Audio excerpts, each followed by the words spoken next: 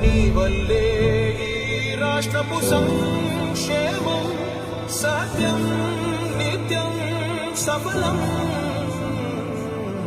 జనగణ మంగళ నాయకుడా, ఘనమగు చరితల నాయకుడా, పలుతరములు మము పరిపాలించర స్వామికుడా.